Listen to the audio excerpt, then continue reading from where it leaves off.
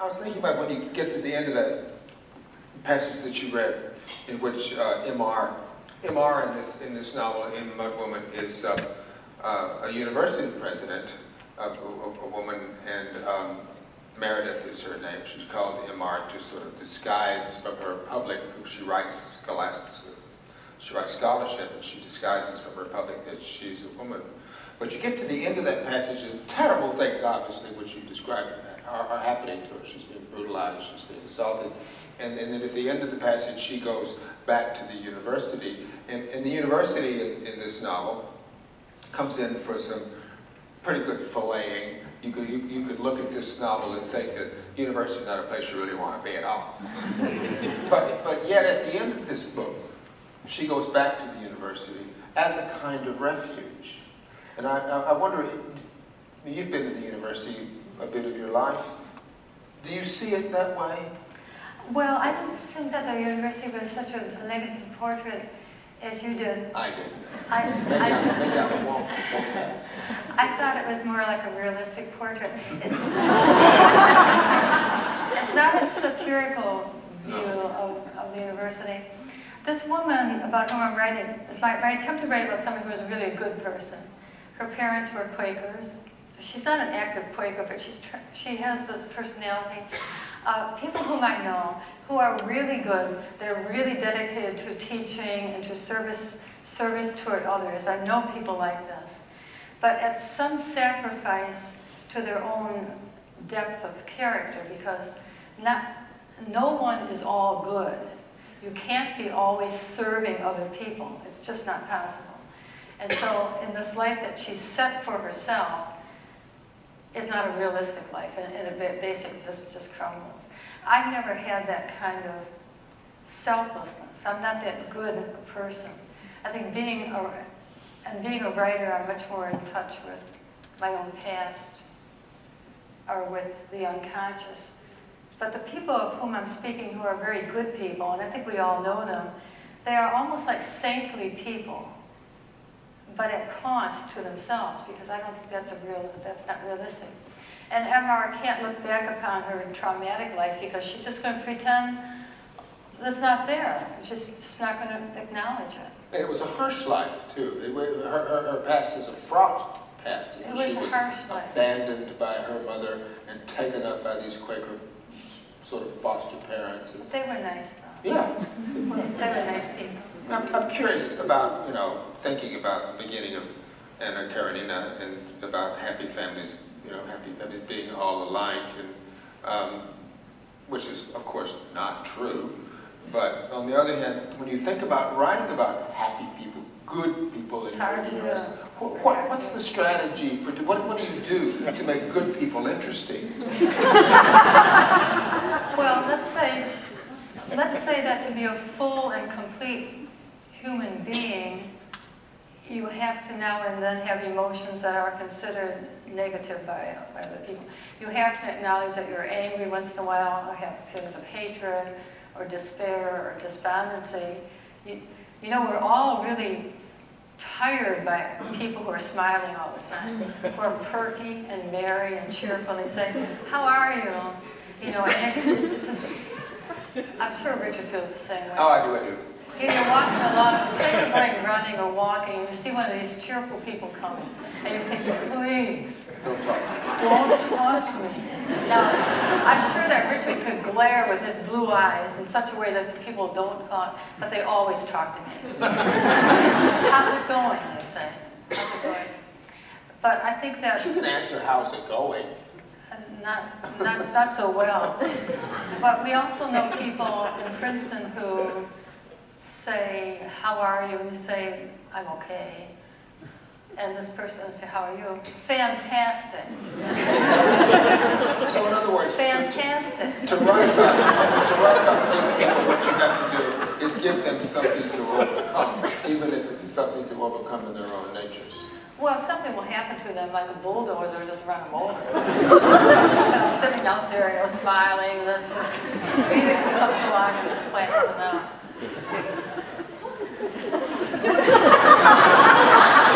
But I did take the situation, I mentioned in the novel, and I think it just common sense, the different kinds of university presidents. There are university presidents who are fundraisers. They're very active. They're like politicians. They fly around, they shake hands, they make money and bring it back to the university. Then there are some university presidents who are old-fashioned idealists. They actually care about teaching in the classroom. They care about the humanities. They care about these sort of quotidian, old-fashioned values. And those are the people who may have some trouble. Like they don't want all the money to go to the football stadium. And all the money is coming from donors who want to give it to the football stadium and the sports. And if you're the president, you have to try to deal with these people. In some cases, a president will actually turn down millions of dollars from a contaminated source because it's a way of money laundering for companies that, say, pollute the atmosphere. Then they give 5, 10, 20 million dollars to a place like Princeton. It sort of burnishes their image that way. So the university presidents who are trying to be idealists, and that's the one that I was trying to write about. She wasn't politic, and she didn't have enough experience to know that this was probably not good word. We'll beat this university horse just a little bit longer. Interesting line in Mud Woman is that Meredith, who is a scholar of moral philosophy, the narrator of this book says that she writes scholarly essays, and for each scholarly essay that she writes, which has a different advocacy and has a different, maybe even a different audience, she adopts a different voice. And that one of the problems that is incumbent in doing that is that she doesn't have a voice of her own. And I'm curious to know, do you think that we actually, as human beings, have a voice, that we have a kind of default voice which we speak in when all of the other kinds of rhetorical necessities fall away? Well, I'm not sure if you do, because I read virtually all your writing, and I think there's a lot of versatility. But I would say that John Updike has a default voice. I could recognize Updike's prose anywhere. I would say that James Joyce has, and D.H. Lawrence, I think definitely they do have. Is that good? In terms of those people, yes, it's very good. It's like saying that Mozart has a sort of signature Mozart voice, which is obviously very good. But then I think there's some other people who are more like ventriloquists, and they're more interested in actually looking at other people. Somebody might say there's a default voice to Shakespeare, but he's so versatile. He can do so many different voices that maybe that's not so evident. But Faulkner has a definite voice, and it's very good. Cormac McCarthy. I've always tried to make a virtue out of not having one. I don't think that you have one in any stereotypical. I'm beginning to feel less that it's a virtue when I hear you talk about that. Well, you know, if you were writing a play and didn't have any narration, the characters would be speaking in their own voices, and that's one way you don't have so much of a signature voice. But if you're narrating the way Updike does, I've been rereading a lot of John Updike lately. I'm going to be giving a keynote address at the John Updike Society next week. So he just has a way with words. I think he writes beautifully, but there's no mistaking that it's him. I can tell the words that he uses that are good words. I've always thought that you actually, all of us, have in our brains or in our kit, whatever our kit is, a whole lot of different voices that serve us to when we address different people in our lives. When you think about when you address your parents, when you address your psychiatrist, if you're unfortunate enough to have one, when you address your preacher, when you address your most beloved person, and that you may say the same kind, but ultimately you may say what is the truth to yourself, but that the mode of address, by which I mean then the diction, the syncopation in the lines, may actually be different. I think that's true orally, but when people write, somehow they seem to write with the same rhythms.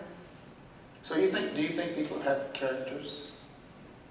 Do you think we as human beings have characters? Well, when I'm all alone, and I'm really by myself and no one else is around, I have a certain personality that I've always had.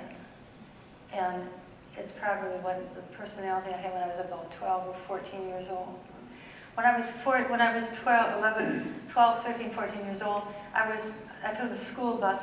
I took a bus, it was not a school bus, into the city of Lockport, and I spent a lot of time alone. And I would walk to school with some distance. And it was that time that I was walking a lot in the city, looking at store windows and walking over a bridge and over the canal. And that's when my personality, whatever it is, was formed. Because when I think about myself all alone, I always revert right back to that. Oh, I'm walking on the street, I'm all alone, I'm going to go to this school. But it's not populated. Like, if I went to the school, I would know who was in the classroom. It's basically like a set. It's like a dream. And that personality is my personality. However, when I'm teaching, when I'm writing for the New York Review, when I'm talking to friends, Talking to me. I have a different personality. I mean, it's not that girl who was all alone. And that was basically a silent personality. That person wasn't really talking. That was a silent, lonely person just sort of looking around. So that's maybe my basic personality, but that's not the one that's the professor by any means. So I think you're right, we have many characters. You were talking about John before. I've always thought about John as being the most natural writer I ever encountered on the page and in person of that. And he seems to I can only speak of him in the present tense really. He seems to think right onto the page. That there's no tissue, there's no scrim between what he thinks and what he puts on the page. Yeah. Do you think of yourself as a natural writer? Well, I do a lot of revising, and I really like to revise. In fact, if anyone has a manuscript here, Should we have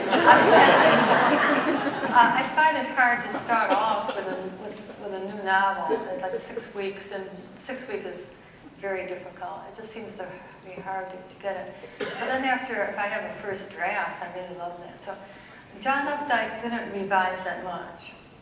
As you say, he would write, and I think he would make little emendations and annotations on galleys. He would actually change a few things, but he didn't do the heavy revising and rewriting that other writers do. Yes, and back to my question. Do you think of yourself as a natural writer? Do you think that you've actually had to kind of sort of rig yourself around to do something different from what you might have done if you'd done the most easy thing in the world that you could have done? Well, writing has always been something that I've liked to do, and I wouldn't say it was easy exactly. It's very pleasurable. It's like maybe painters like to paint with their paintbrushes, you know. Pianists like to play piano. It's not that when you're playing the piano that you're always brilliant or that you're going to be composing like Beethoven, but there's something about the very smell of the ivory keys, and there's something about liking the ingredients of your art. So I love words, and if I'm not writing, I read the dictionary or I do something like that.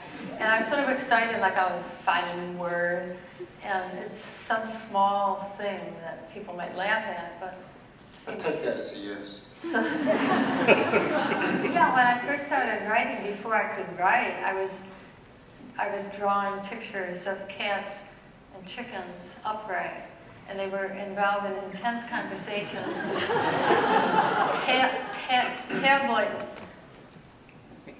Tablet novels, you know, so it was like War and Peace, except it wasn't quite as long. But I don't know what they were so intense about. So my mother kept all these tablets in my first novels. I couldn't write yet. So, but I would scribble at the bottom of the page because I thought that's what writing was. And adults were just sort of scribbling. So there are these excited scribbles on the page, and the cats and the chickens are on. So you look at this and think, well, something was going on here.